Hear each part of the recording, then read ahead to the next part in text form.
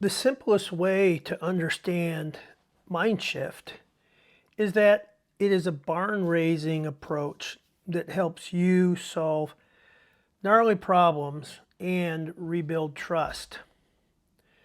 So what is a gnarly problem? In the futures world, we know it as a wicked problem. It means it's complex, it's thorny, it's not easy to work with. We've all grown up with different ways of solving problems. And I like to break them down into three kinds of problems. One are light bulb problems, which are probably the majority of what we work with. These are problems that have known ranges of challenges with known ranges of solutions. The reason why I put it as a light bulb problem because of a story when my wife asked me to get a light bulb for the laundry room, and I went out to the hardware store and was confronted with this large bank of light bulbs. And I immediately felt helpless trying to figure out, because I didn't know what we had before. And there were soft white, there were daylight, there were different kinds of wattage, all kinds of digital versus incandescent. So the way to solve a light bulb problem is to bring in an expert. I called my wife and I said, honey, which light bulb do you need? So the kind of leadership is expertise. That's probably most of the kinds of problems that we solve. Software implementations, accounting issues, manufacturing efficiencies, all of those things make up the majority of our day.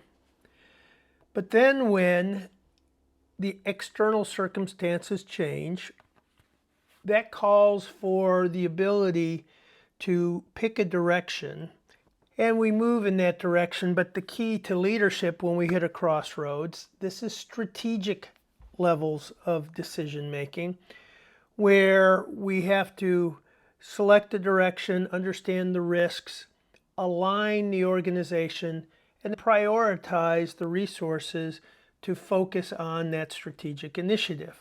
This is difficult. This is where we practice change management and trying to gain alignment and shift resources and work people through those transitions.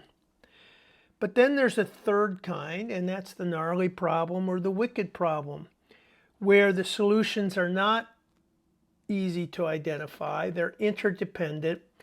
When you try to solve one piece to the puzzle, it creates problems in other areas, and there are downstream ripple effects that we can't predict.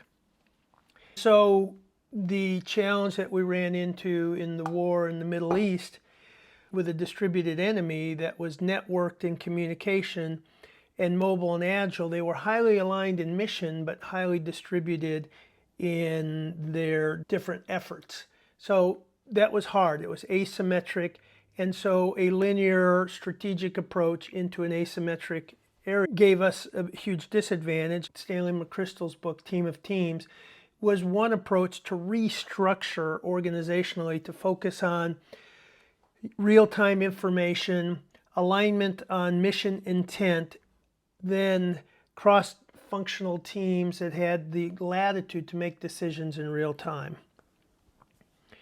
So leaders face new kinds of villains with these wicked or gnarly problems. First, there are no clear answers.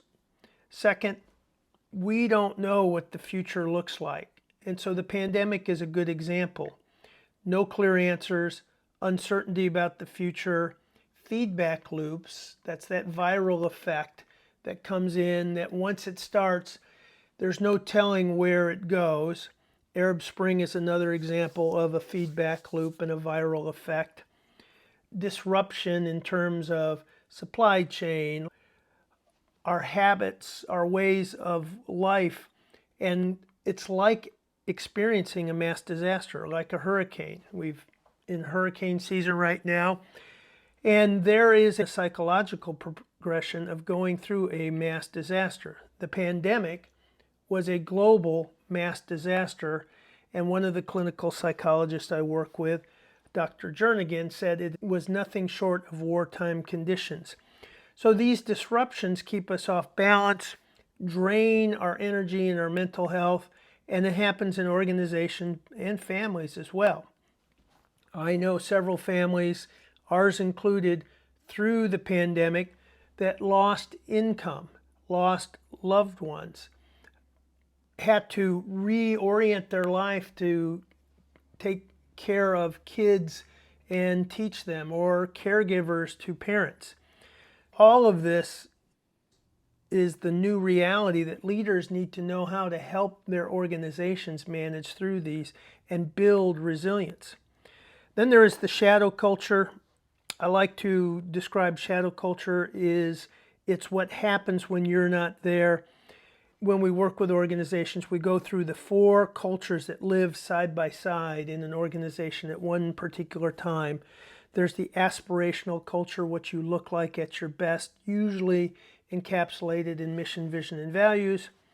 There's the legacy culture, the culture that made you successful in the past but will constrain you going forward. There are the outliers, those that embody the future but are not part of the norm in the company and oftentimes get weeded out. And then finally, the shadow culture. The last villain that leaders face is resistance and sabotage. There's a really good book on leading in this, what's called adaptive leadership, from Ronald Heifetz. The book is called Tempered Resilience, and the author, Todd Bolsinger, says that you aren't being successful until you hit resistance, because that's what change is. Change is uncomfortable, breaks you out of the norm. The natural reaction is resistance, and you haven't succeeded until you've gone through sabotage and lived to tell the future. Lewis and Clark, in their expedition, and this builds on Todd Bolsinger's work, ran into a problem. They thought they were going to canoe their way through the Northwest Passage into the Pacific, but they reached the Rocky Mountains and they had a dilemma. They were trained to canoe. All they had were canoes. They didn't have the equipment to go across the ruggedness of the Rocky Mountains. And then when they faced it, they had to adapt. And they did, and they succeeded. It was a different kind of leadership. They could not depend on precedent. They could not depend on what they had trained and planned for. They had to completely adapt. That's where we're at today. If you look at California, in the northern section, they're in a water-constrained reality, which means they can't farm the way they used to and live the way they used to. They have to learn and adapt to the constraints of the environment. The fires, the climate change. This year in Texas, we went through 2 months of drought, and these are new challenges companies face. The supply chain challenge that will be disrupted, some say, for the next 5 to 7 years. These are adaptive issues that require the kind of leadership designed to navigate through these wicked or gnarly problems. My start in navigating wicked problems or systemic problems started through survival. In 2000, I was a newly minted vice president for an office furniture distributor and subcontractor, and then the dot-com crash hit. In 2001, I came in the office and found that my email, we didn't have internet at the time, my email was not working, and I assumed it was a technical issue, but it wasn't. The owner of the company was ready to fire me, ripped up my 10-year contract, and said, "We don't need a VP of sales, we need sales, so you can leave today or go back into commission sales." I was a year into my job. I had moved my family from Washington, D.C., bought a house that was a mid-level executive home in a nice suburb, got the kids in school, and I immediately went from a comfortable 6-figure income into zero, straight commission. So I was in survival mode. There was a project I had with a pharmaceutical firm called AmerisourceBergen, and it was about 150,000 square feet. And as a subcontractor, we had a particular kind of product solution that was a prefabricated drywall and a raised floor. And in this image here, you could see that we're laying the cable on the floor and then we're going to put a raised floor over it. However, we were typically 10 to 15% more expensive than traditional drywall. We sold the value of this on its flexibility and the accelerated tax depreciation. However, at the very last moment, the CFO came in and said, if this is a penny more than traditional drywall and construction, we're not going with it. Threw me into a turmoil. I knew the developer, the project manager, and I asked the project manager for a favor because in my mind, on paper, this should be a less expensive solution. The drywall is manufactured in a controlled environment. You have economies of scale. You have a very open environment to build it in. You're not using union carpenters, but people who are installers.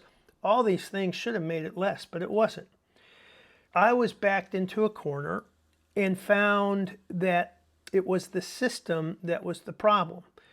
I asked the developer to have the contractor do 2 pre-construction quotes. One with traditional construction and drywall and no raised floors, and one with the walls taken out, and allow me to work with the other trades, the flooring, the paint, the ceiling, the cabling trades, to see if it was truly more expensive or if the system was driving waste that we could recapture. If you go to the movie Moneyball, one of my favorite movies, is that sometimes the system is set up against you, and it was for new kinds of construction like prefabrication.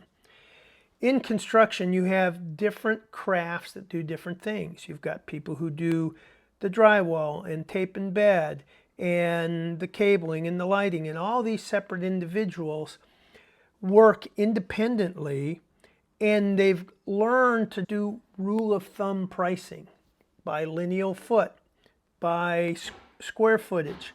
They really don't look at the process of the job, and what pre-manufactured walls do is they change the entire process. So that's the system.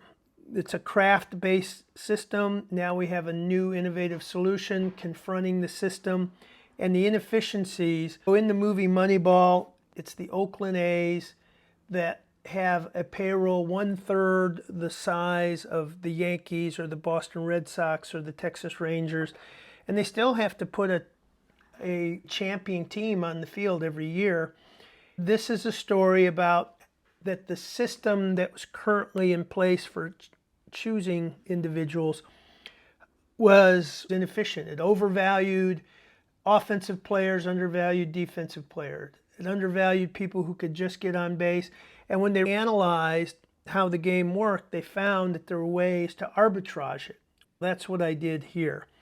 I found that there was a lot of waste in the system, and that when I brought the trades together, for example, a carpet person will normally have to cut around all the private offices, and that takes a lot of time and there's lots of scrap. In a completely open space like you see here, they just roll it out. In the previous slide that I showed you, the cabling, instead of going through the ceiling, it takes about a week to cable it through the ceiling. And you can see that it's very difficult to get it up above the ceiling grid. In this new situation, they could pre-terminate the cable in their shops and just lay it on the floor. It took a half a day. Taking a week down to a half a day was part of the efficiency. We did that with the other trades, and when it was all said and done, we came in 85 cents a square foot less than traditional construction. So a light bulb went out, said it's the system that works against itself. I went to the supplier of the pre-manufactured drywall and suggested that we could change the system, and we needed to if we were going to be successful long term. They underwrote a day in Houston at a major architectural firm to bring the different stakeholders together. And you can see investors, developers, brokers, architects. As you go along, you'll see contractors, subcontractors, owners, etc. When we brought these leaders from all these organizations, including GSA, the American Institute of Architects, and the underwriter for what I was working with, I brought in a graphic scribe and asked him to capture the conversation. All I did was ask the question, what does the problem look like from your seat on the bus? And immediately it turned into a food fight. The contractor said, if only the architect could deliver drawings that were accurate and complete, we wouldn't have these problems. There were two architects in the room, and they said if only the contractor understood how to read the plans and design intent, we wouldn't have these problems. And then if only the developer wouldn't sandbag and not share with us their real budget, if only the owner wouldn't change their mind, if only the American Institute of Architects provided contracts that weren't tilted towards the architect, we wouldn't have these problems. It went on and on like that, and you can imagine that kind of discussion. But as Jim Oswald was capturing the images, similarities started showing up in all the stakeholders. The individual who started the food fight looked up and said, we are all experiencing similar kinds of frustration. Then someone else said, the system causes good people to do bad things. In other words, they will submit a bid that is as low price as possible to try to win it, and then after it's won, they will inch up their cost of the job based on new information that we find as the job progresses. It's the game. So the owner then hires a third-party construction manager to be the law enforcer. Then the thing begins. And what we decided, and we named the system, and we said the system is designed to create distrust and fragmentation. That's what it's designed to do. And as a result of that, our research showed that 70% of construction projects come in late and over budget, and half of them come in 50% higher than the original estimated cost. That's the system, and that's what it's designed to do. Then we began to trace it to the beginning, in other words, going upstream. And what we found is that the problem begins at the very beginning. There's a book called Big BIM, which stands for Building Information Modeling, Little BIM. The phrase there is all the big mistakes happen on the first day. We could go further up the chain than this, but let's just use the bid document. When the owner puts the bid document and gives it to all the different individuals, it can go to up to 250 different firms as it works through the different layers of contractor, architect, subcontractor, manufacturer, services. They don't have a full understanding of the project, number one. They will use rule of thumb pricing, and the way to win a bid, the number one answer is come in low bid. In order to do that, you have to take some risk, make some assumptions. What you know that if you win, then you'll be able to reprice your bid because the bid documents are at what we call a schematic level of design. It's 10 to 15% of what we know. It's a conceptual level of what the project is. There's a lot of details to fit in. You may have bid a door, but in the next level called design development, it's a door with a special kind of lock and a walnut wood. Now you can reprice it, but you don't have the pressure of being in a competitive environment. So the system is broken, the system drives waste, it's a hierarchical linear system, so it doesn't work with the interactive nature. What this led me to do is look at how do we redesign the system. The lessons learned out of here is the number one thing is when you're dealing with multiple stakeholders in a complex system that's broken or dysfunctional, and that can be education, that can be just about anything. The first thing to do is get a stakeholder view of what they experience and begin to map it and expose the system and go beyond the symptoms, get to those root relationships by going upstream to where it all begins, then describe the system and give it a name. We did a similar exercise in education. When we were finished with that research, what we decided is that education is designed to create fear and insecurity. And just look at the superintendent is accountable to a school board, and the school board is accountable to the public. And every parent has this anxiety of wanting to get the best education for their kid, those that can afford that. All that pressure goes down, and then it goes down to teachers, and then there's teaching to the test and the accountability, and then the students experience the anxiety and fear of having to perform to get into college. It's a broken system. But naming it and identifying it and the drivers is part of what the MindShift process does. The elements of the MindShift process start out with a small group of people like we did in that architectural firm in Houston that have a common frustration with a common problem. Multiple voices. This is a project we worked on in the architectural design, and we have commercial real estate brokers here, architects, designers, manufacturers, developers, and we worked together over a long period of time with a story arc. We're looking at, first of all, let's identify the problem and get to the root. The next question that we asked is, what would a trust-based system look like, or a safe education environment, a safe, engaged learning environment look like? And is anybody doing it under difficult conditions? Those are called outliers, people who are getting better results and defying the odds. Then the next thing we do in the process is begin to take the common lessons from the outliers and begin to prototype and model what that could look like and build scenarios out of that.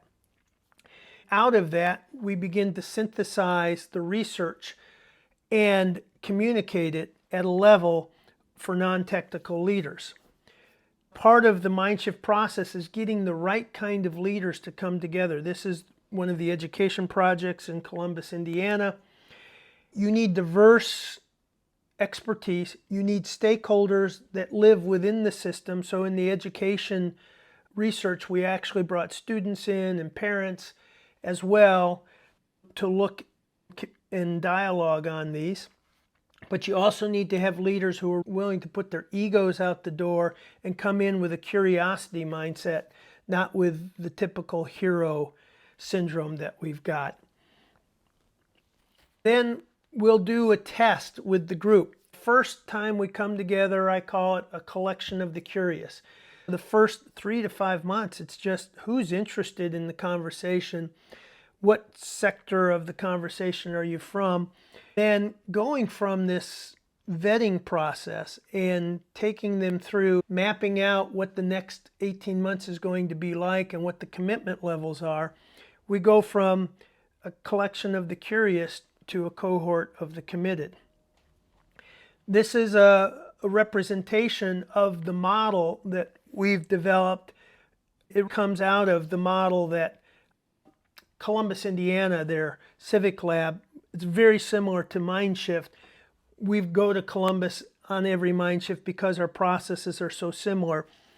We first begin with what I discussed, the collection of the curious to the cohort of the committed. That's the who. Getting the right people in. Then identifying, like we did in the Houston conversation, the struggles and the challenges that they feel from their seat in the system. And we look at where the energy was. In the Houston conversation, the energy was immediate. If only the architects could deliver the drawings on time. And the energy was on feeling that the other person was causing the problem to me. We went immediately to this frustration with other parts of the supply chain, and then being able to go through that, starting to see the bigger system. The next piece to it is, why are we here? What's the thing that we can collectively do and make a difference? Where is the common agenda? And then after that, we begin to do our field research. That's the go and see process, to go see the outliers. We begin to collect the evidence. We begin to understand the depths of the problem in different contexts and bring those together. After that, we begin to collect this together and look at what could this possibly look like. We prototype, we imagine, we do scenario planning, we do narratives, we do day in the life stories. And then we begin to prototype on how do the stakeholders go about taking this back to your organization and within your market segment. All along the way, we tap into the knowledge of people who are deep in the system. Part of the structure of MindShift is bringing in large firms with credibility that are interested in change and bringing in a progressive leader. However, they're stuck within their own system. So we also bring in individuals and small firms that are way ahead in the exploration and the conversation to push us forward. And this is one of those individuals that we brought in. We seed the group with people that will have market credibility, because in the end, we've got to convince the stakeholders that we're part of that there's a reason to consider a new way of doing things. So we need brand name organizations along with having some very progressive thinking in the place. And so we call these our Yodas or our guides. William Gibson's quote, "The future is already here, it's just not evenly distributed." This is one of the outliers. It's a school for homeless. It's called RISE. It's part of a very novel school in Los Angeles where you can get a full bachelor's degree through high school. This is in South Central LA. It's in a wraparound services organization. Kids come from 80 different zip codes and they have to find their way and make their way there. So just getting there is a huge accomplishment. More than 60% of the graduates go to college out of this. They're doing something right, and they provide services for the family. We learned a lot about working with the local community, creating ecosystems, and doing wraparound services kinds of organizations like YMCAs and a place called home. That's what this one is, as a way to move into how education has transformed. The social and emotional needs have become more and more of a challenge for schools until they can adapt. And we used a new metaphor. That's part of what we do as well. We called schools the new field hospitals in America. So when you change the language, change the metaphors, it also changes your thinking to imagine what is the role of a teacher if they're part of the field hospital crew in bringing learning to these kinds of communities. Another thing we do is we develop empathy. This was a project on workplace health and well-being in Washington, D.C. We were at Kaiser Permanente's Learning Center, which was incredible. But we paired up, we created a questionnaire, and we went out to Union Station, the train station, and we spent a day asking individuals some questions about their health and their insurance and their happiness with it, just to get some firsthand experience. When we went to Corpus Christi, we had the summit at the school that was in the bottom 2% of performance in Texas the year before. And now it had elevated and was in 1 year in a upper mid-range performance level. We went down there, and one of the things we did is we divided our teams into zip codes and did a social asset audit. And a social asset audit is looking at things like parks that are underutilized, local businesses that have social capital and ties. One of the big lessons we learned in this process is that apartment complexes deal with families coming in, getting the first month free as an incentive, and then leaving after 3 months. Chase rent, that's the phrase. And what's happening to the school system is that kids are in 2 to 3 different schools throughout the year. What we found is because of the high level of migrant workers that work there, many that are Catholic, that one of the social assets being underutilized was the Catholic Church. A lot of the families don't fully value education. They'll drop the kids off late, pick them up early because of their work schedules. And so in conjunction with the Catholic Church, we were able to help work on a way to not only value but provide resources so that kids could start school when school starts and stay the full day. Getting context is so very important. This is at the Kaiser Permanente Learning Center. These are large interactive maps that are connected to a back-end database.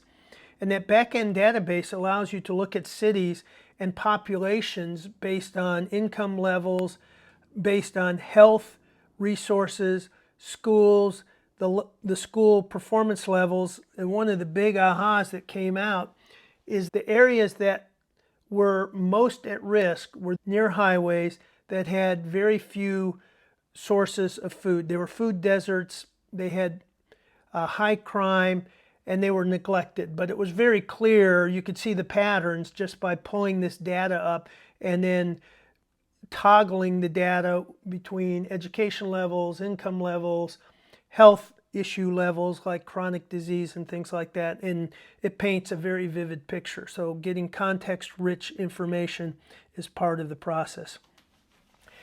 The final thing we do after about 18 months of working, visiting 6 to 8 cities, is I create a book barn raising summit. And this is very important because we're now trying to turn our research into opportunities for stakeholders that are not technical to synthesize this story. We take all of the big ideas for the year. Usually we can break it into about 200 big ideas, resources, quotes, memories that we collectively have. And you can see those 6x8 cards on the floor.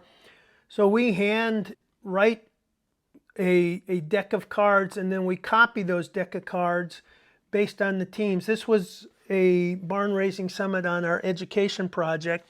We have students here, we have teachers, we have administration, we have architects and contractors, we have consultants. So we broke them into their different perspective or lenses, gave each group a set of those 200 cards.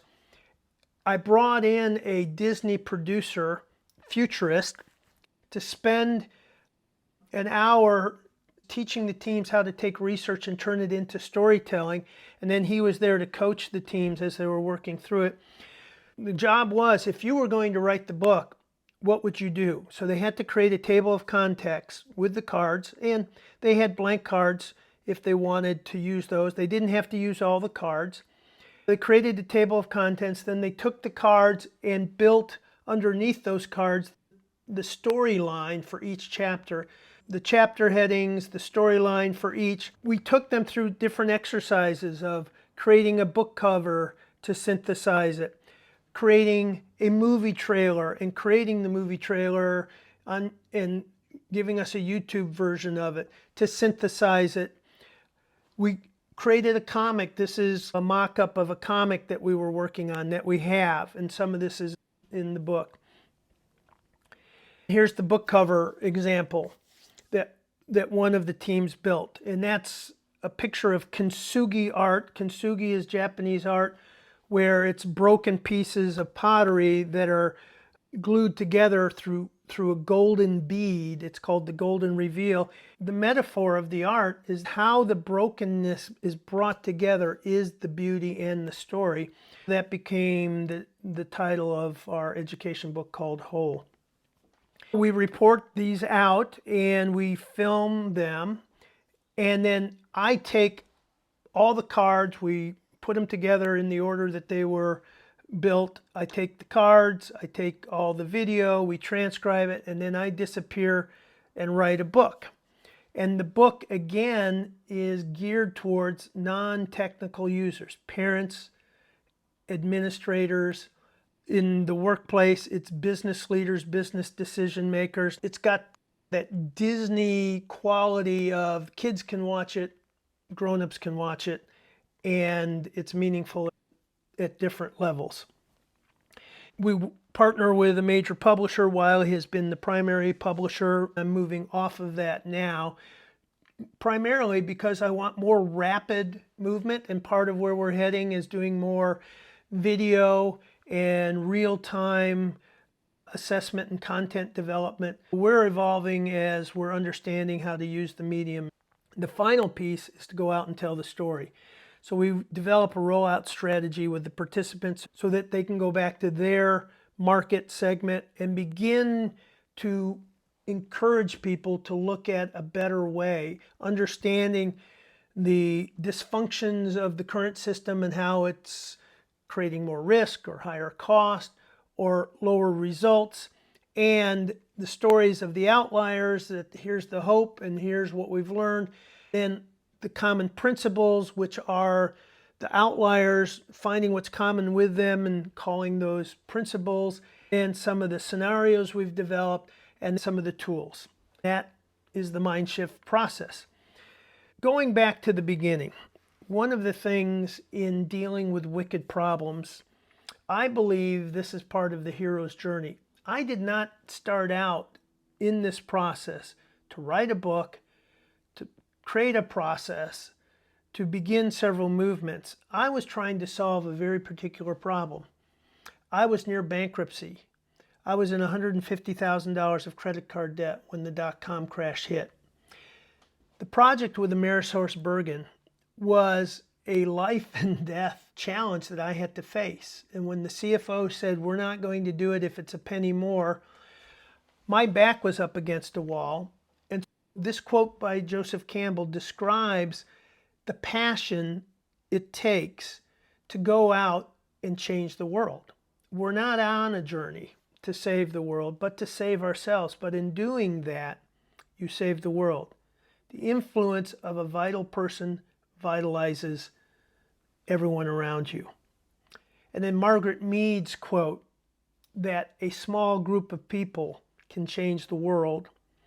You combined the passion, the drive, the need to solve a personal problem stuck in a system with finding a cohort of the committed, and I believe you can change the world. And that is the MindShift process. Thank you.